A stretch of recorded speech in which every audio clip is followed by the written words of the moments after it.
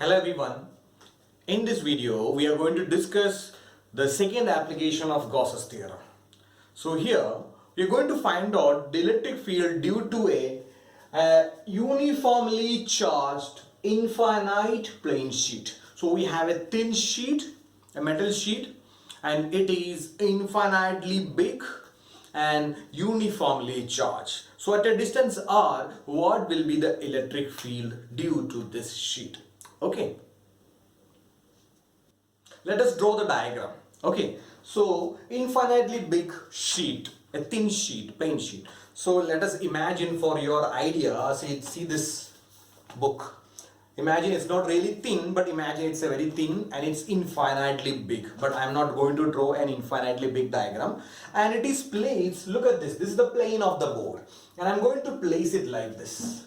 Clear? So this is the the plane sheet, and three-dimensionally I'm trying to draw it. Okay, so I will draw it like this. So look at this.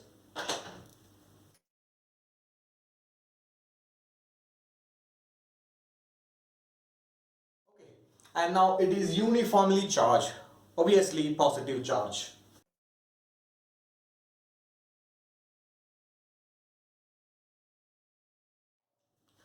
The electric field at a distance r, this is what you have to calculate. For example, let it be this point here. Imagine a point P here. It is at a distance r. From the sheet. So this is what you have to calculate. Okay. So this is our diagram. So infinitely plane sheet. Anyway, you have to apply Gauss's theorem. So for applying Gauss's theorem, we need to imagine a closed surface which covers the charged body. So I'm going to consider, as just like the previous one, a cylindrical Gaussian surface. So we are going to imagine a cylindrical Gaussian surface. Okay, so I'm going to consider only a small portion here, not the entire one, that you will understand in the end. So look here, so this is the small region I'm going to consider. Okay, so this is the small region I'm going to consider, a small circular region, and it is also charged, positively charged. Okay, now, and it should be covered with a closed surface called a Gaussian surface. So this is what we are going to do. So for your understanding, see here, imagine this is a cylinder. Exactly, see, it's not a cylinder, it's a pipeline, but imagine just like a cylinder. Okay, so I place this one. So this is the infinitely big sheet, and a small portion is there. It should be covered, it should be enclosed in a cylindrical Gaussian surface. So see, this side there is a Gaussian surface. So cylindrical it is. Clear? But remember, this region is not completely enclosed, because you can see here this is only in one side. You can see only in one side. So you have to imagine the same cylinder on the other side. Actually, they are not two different cylinders. It's a single cylinder. It's in the left hand side, this is one cylinder, you can see this one, and it passing through this one, and the other half of the cylinder is like this. So this is one cylinder here. So I'm going to show here, this is one side, and this is one half of the cylinder, and the other one is here. Okay, so this we have to draw in a diagram. Let us complete the diagram. Okay, so three-dimensionally you have to imagine this diagram. Okay, so here we have a cylinder. So this is a cylinder.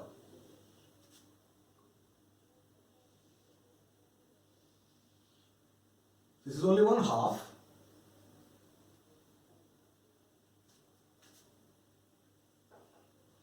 So the other half on the left side,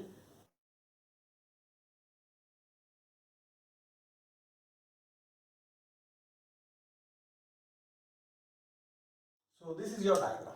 And imagine here there is a distance. So we have considered the length of this Gaussian surface on the right hand side, it is r. In the same way here also the same distance. Okay.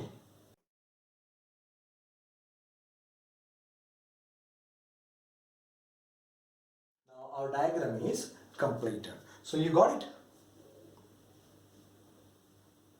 the electric field lines, that's what you are going to draw it right now. See here, this is the sheet. Once again, imagine this is a plain sheet and it's positively charged. So the direction of electric field lines that starts from the plain sheet and is directed towards infinity. Not only in this side, on either side. Okay, on either side you can see it's just like this. If this is the sheet, a simple diagram, so you can see it will be like this.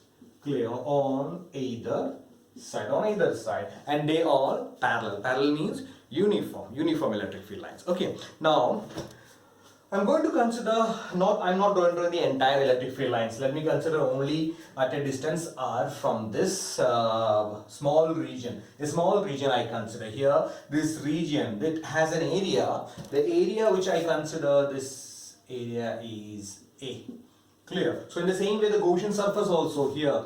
What is this area? Area A, and here also the area of cross section will be A. So I consider a small region in this sheet, and that is it's a circular area A, and hence the areas on either side of the cylindrical Gaussian surfaces are also A. Okay, capital A.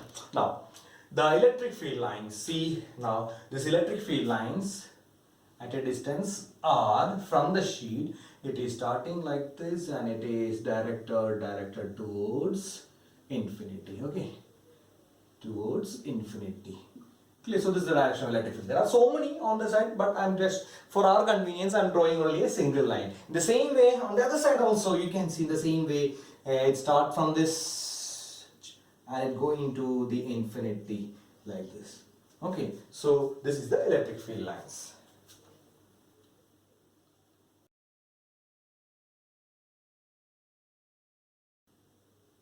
Let us calculate the flux, the electric flux passing through this closed cylindrical surface. Okay, now see here, it's a cylinder. Once again, there are three surfaces are there.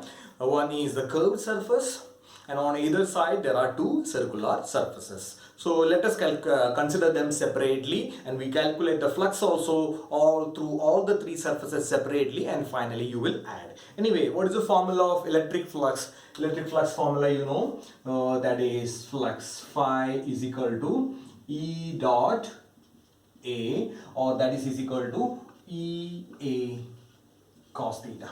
EA cos theta.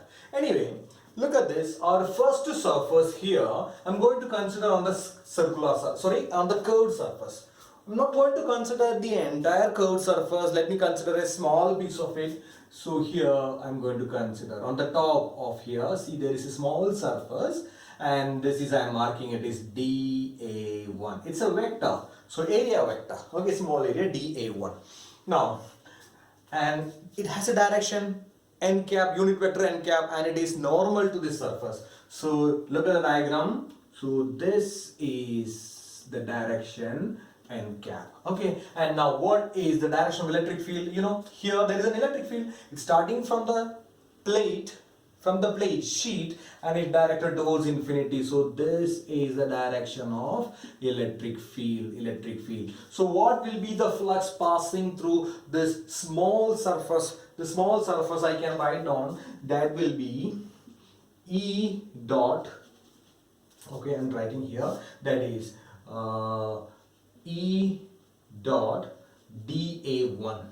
E dot dA1.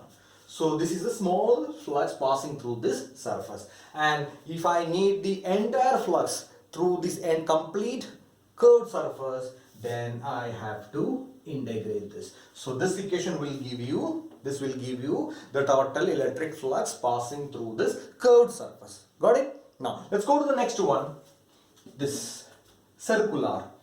Here also I'm considering a small area, and that area is dA2, area vector dA2, and the direction of area vector, it's normal n cap, so it is facing that side, so it will be on the in this direction. This is n cap. Now what will be the flux through this small area dA2? That again the formula we know, so that is E dot, Why I'm writing everywhere E, the same E, not changing the value? Because you know the electric field, they are parallel and it is a uniform electric field.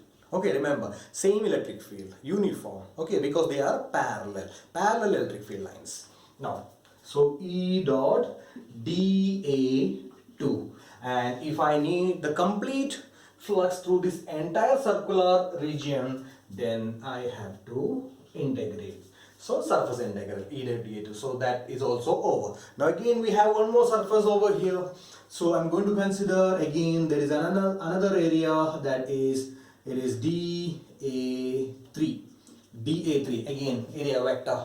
Its direction is along this direction, normal to this one, n cap. So what will be the flux passing through this small surface dA3? So that will be E dA3, E dot dA3, and if I integrate, I will get the flux through the left side circular surface. Now all the flux we have, the total flux separately. Now let's find out the net flux through this, the total electric flux passing through the cylindrical surface. So that is the net flux. Phi is equal to first one plus second one plus third one. Okay, now again you can write this like this. So look at the board. I'm writing here. It is the first one. It is E dot. I can write on A dot B. It's AB cos theta. So it is E dA1 cos theta 1 plus this is surface integral E dA2 cos theta 2 plus surface integral E dA3 cos theta 3. Okay, got it. Now theta 1, come here. See what the first surface, what is the angle? Theta 1. Look at this. What is this angle? Theta 1. Now theta 1 is 90 degree. So theta 1, it is 90 degree. What about theta 2? Theta 2 here. See, the n cap and electric field, they have the same direction, so they are parallel. So what is the value of theta 2? Theta 2 is 0 degree. 0 degree. And then what about theta 3 here? See, here also electric field and n cap, they have the same direction. So here theta 3 is equal to 0 degree. Okay, now you are going to find out this value. Look at the board.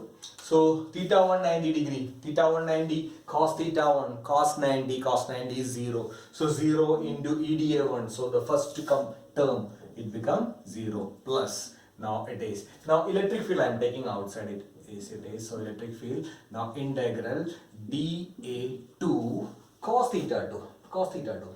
Theta 2 0 cos theta, cos 0 is 1. So 1 into dA2, so d2 plus. Again here also electric field, it's a constant, I can't integrate this, I'm taking outside. Now it is dA3 and cos theta 3. Cos theta 3 is also 0, cos 0, again you can see it's 1. So dA3 into 1, dA3. Okay, now first term is 0. Now look at this. The net flux phi is equal to E. Integrating dA2. Look at the diagram. So I have erased already. In that diagram, that dA2 and dA3 both are a small area in the circular surfaces. And we have already discussed in the very beginning, that is the surface area of the total surface area of the circular surface is capital A. So that means when you integrate this entire term, you will get the net area, the total area of the circular surface, and it is A. So EA plus. Here also when you integrate dA3, that is the area in the left hand side. So that is also capital A. So that is EA plus EA. So that is flux is equal to 2EA. Okay, and this is equation number 1.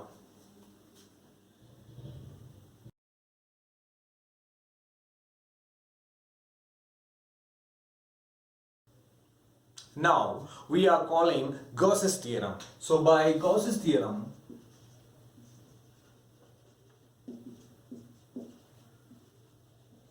the flux through the closed surface phi is equal to charge by epsilon naught, where charge means that is the charge. You remember that infinitely big plane sheet, and we consider a small area capital A, and that area this, okay, so that is this area A, and in that particular area the charge, it was Q. Clear? And this entire charge is enclosed in the Gaussian surface, cylindrical Gaussian surface. And again, we have studied another term, that is, you remember this one, sigma, surface charge density. Surface charge density, that is charge per area. Charge per area. So from this, I can write down the Q, the charge.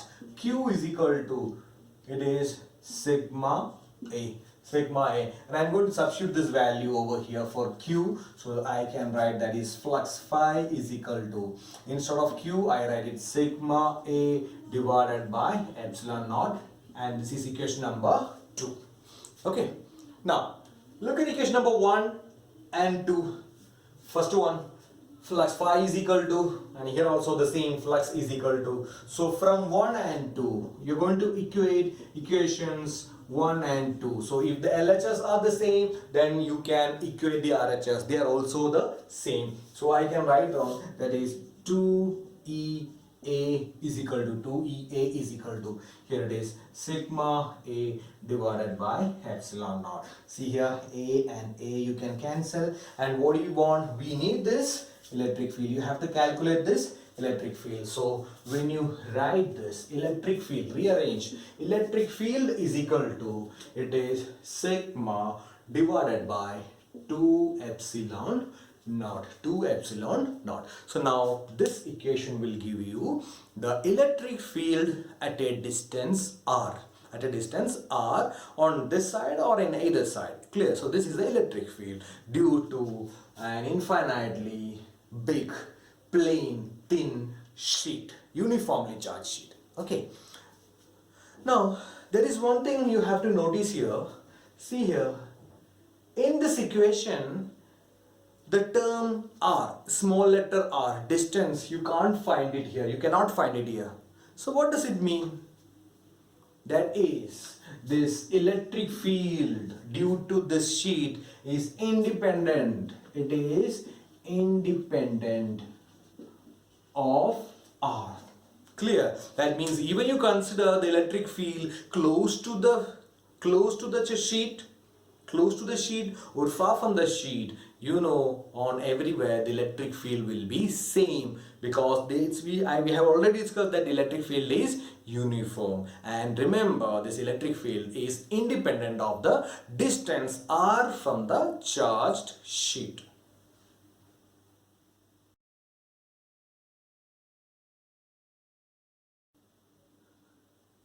Next is a subtopic of the previous one, that means infinitely big plane sheet. Okay, charged plane sheet.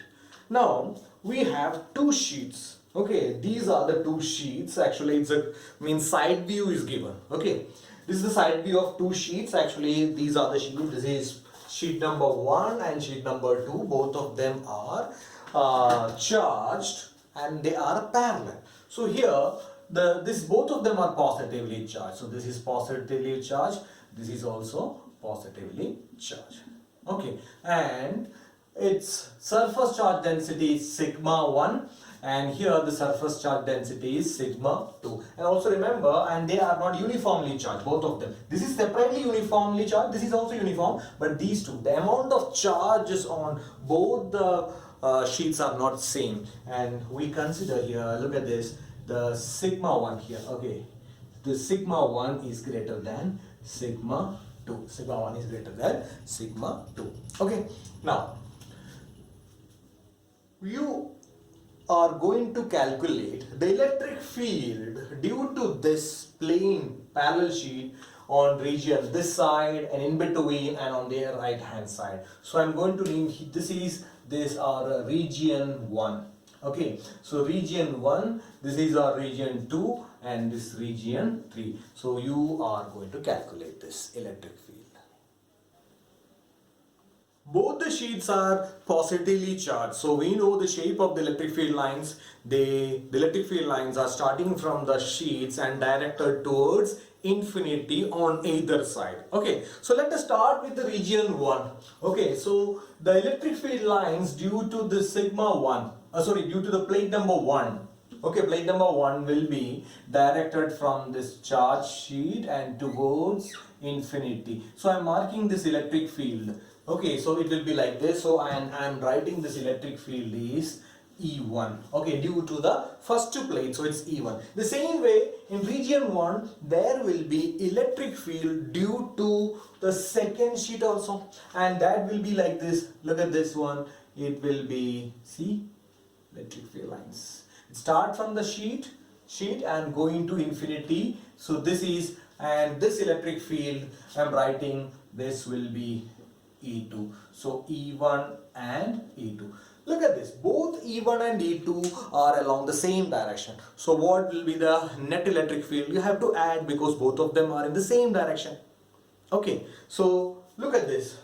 What is the electric field due to a plane sheet, uniformly charged plane sheet? We have just derived, so that is E is equal to sigma divided by 2 epsilon naught.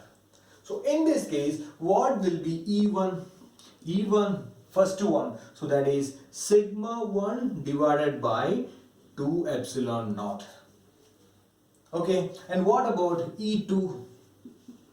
And E2, that will be sigma 2 divided by 2 epsilon naught. Okay, and now I'm going to use a sign convention because later you will understand. So here both of them, both the E1 and E2 are along the negative x-axis. It's along the negative x-axis. Okay, so I'm writing this, both of them are, it's negative. So I'm writing this is negative and this also negative. So I remind you, I'm reminding this here, remember this one, this minus sign is not due to the negative charge. Both of them are positive. Both the plates are positively charged. But this negative sign indicates that these electric field lines are along the negative x-axis. Because along the positive x-axis also you will see. So you have to differentiate it. So that's why I'm considering this negative sign. Okay. Now, what will be the net electric field then? The net electric field due to region 1. So I'm writing this is E Roman letter 1. Okay, so that is E1 electric field. So that will be, both are in the same direction. I have to simply add them. So that is E1 plus E2. E1 plus E2. Now I'm going to substitute the values E1 and E2. What is the value of E1? It is minus sigma 1 divided by 2 epsilon naught plus minus sigma 2 divided by 2 epsilon naught. I substitute both the value, and here see 1 by 2 epsilon naught is common.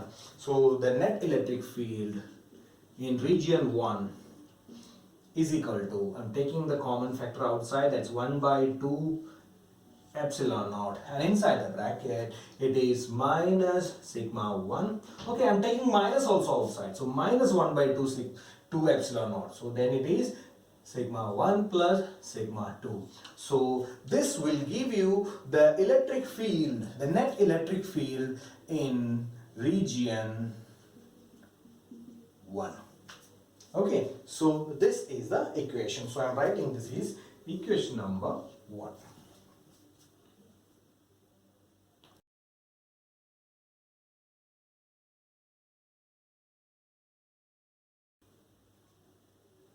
Now we are moving to region 3.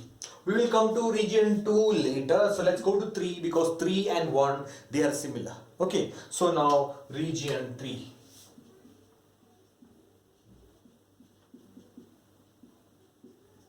Okay, region 3. Now see here, look at the board. In region 3, there is an electric field due to the second plate, and it's a positive charge plate, so the direction of electric field will be from the charge to infinity. So this is the direction of electric field due to the second plate. So this is, I'm writing, it is E2. Now in the same way, in the same region there will be electric field due to the first plate also, and which is also positive, so the direction will be this. So, and I am writing this is the electric field due to the first one. Okay, now we know the electric field due to a charged plane sheet, it is E is equal to sigma by 2 epsilon naught. Now what about E1? E1, it is sigma 1 divided by 2 epsilon naught. And now see here, look at this, E1 and E2 both are along the same direction, and that is positive x-axis, positive x-axis. So I am writing this is positive, so positive this one. In the same way, what about E2? E2, same direction, but that is sigma 2 divided by 2 epsilon naught. Now the net electric field in region 3, that will be E3, Roman letter 3, is equal to E1 plus E2. Why we are adding it? Because both of them are in the same direction. Okay, so let's substitute the values. So E1 and E2, E1 it is sigma 1 divided by 2 epsilon naught plus sigma 2 divided by 2 epsilon naught. And look at this, 1 by 2 epsilon naught is a common factor. So the net field E3 is equal to 1 by 2 epsilon naught, bracket, it is sigma 1 plus sigma 2. And this will give you the, this is equation number 3. 3 I am writing because it's a third region. Okay, so this is equation number 3. Equation number 3 will give you the net electric field in region 3. So let's compare 1 and 2. The first one, same equation, the magnitude of first and third are exactly same. The only one difference is there, E1 is along the negative x-axis, E3 is along the positive x-axis. So in order to differentiate, we took them, then we considered the sign convention, negative and positive x-axis. Okay, is it clear?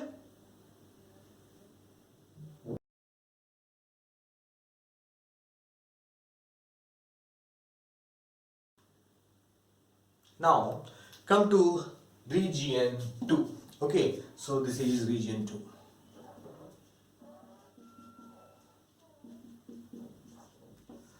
Okay, now look at this. Region 2, the electric field due to the first plate, it's directed from positive to infinity. Okay, so and that value is, and that is E1. And what about E2, the electric field from the second plate, it is directed from the plate to the infinity, sheet to the infinity. So this is the direction of the second electric field E2. Now see, they are in the opposite direction. Okay, so let us see. What about the value of E1? E1 is equal to, it is along the positive x-axis. So it's plus sigma 1 divided by 2 epsilon naught. And what about E2? E2 is equal to, it is value is what, sigma 2 divided by 2 epsilon naught, but now this is along the negative x-axis, so I'm writing it is negative sign.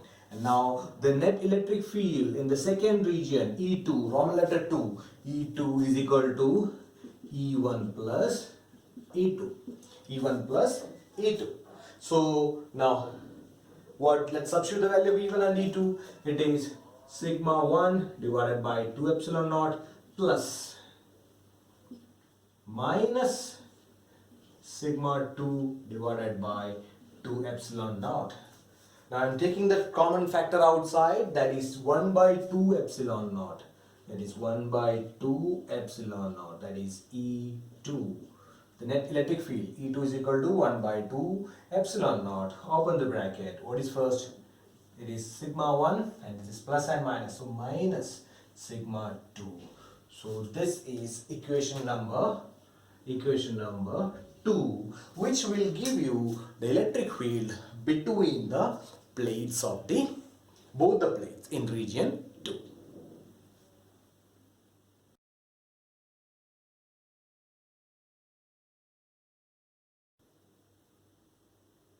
Next is the special case. Okay, so look at the heading. It is electric field of two oppositely charged parallel plates. Oppositely. So that means there are two plates. The first one, it is positively charged. Okay, so I'm writing it is sigma. Okay, and the other one, it is also equally charged. Okay, equally it's not mentioned, so remember they are opposite. One is positive charge and the other one is negative, and they are equally charged also. So that is, it's negative, and this is negative sigma, this is plus sigma. Rest all are exactly the same. Okay, that means they have, one is positive charge, other one is negatively charged.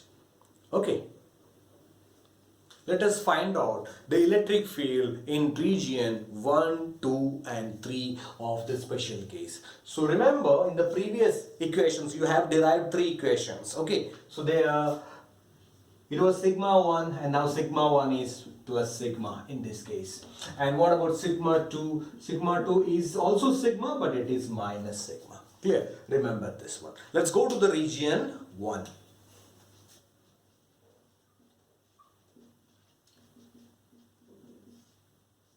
In region 1, we know the formula already, that is equation number 1, that is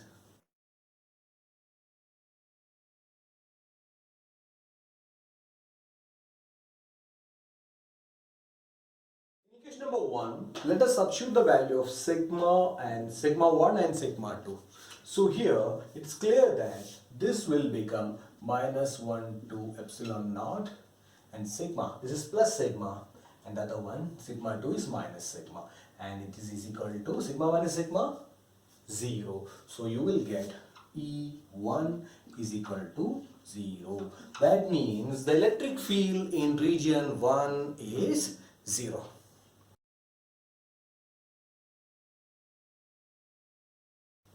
Now region 3. Okay, region 3.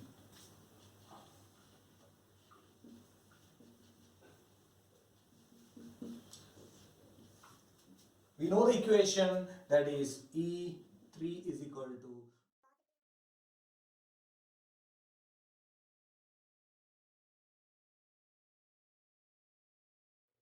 in this equation also let us substitute the value of sigma 1 and sigma 2, they are plus sigma and minus sigma. So this equation will become plus 1 by 2 epsilon naught sigma minus sigma. Sigma minus sigma is 0. So it's clear that in region 2, 3 also the net electric field is 0. That means in region 1 and region 3 the net electric field is 0.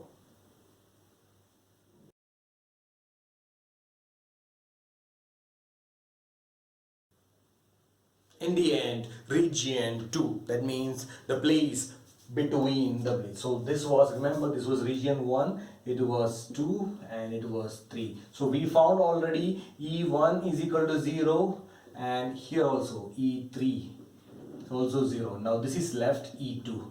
This is what you have to calculate. Let's find out. So now this is region 2. We know the formula.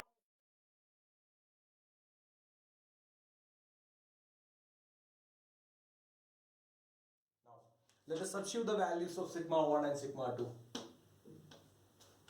That is 1 by 2 epsilon naught. Sigma 1 is plus sigma, minus, it's sigma 2 is minus sigma, so minus sigma. So sigma minus sigma, so that is sigma plus sigma, so that you will get this is equal to 2 at sigma divided by 2 epsilon naught, and 2 will be cancelled, and finally E2 is equal to sigma by epsilon naught. Yes, so there is an electric field in between and its value is sigma by epsilon naught.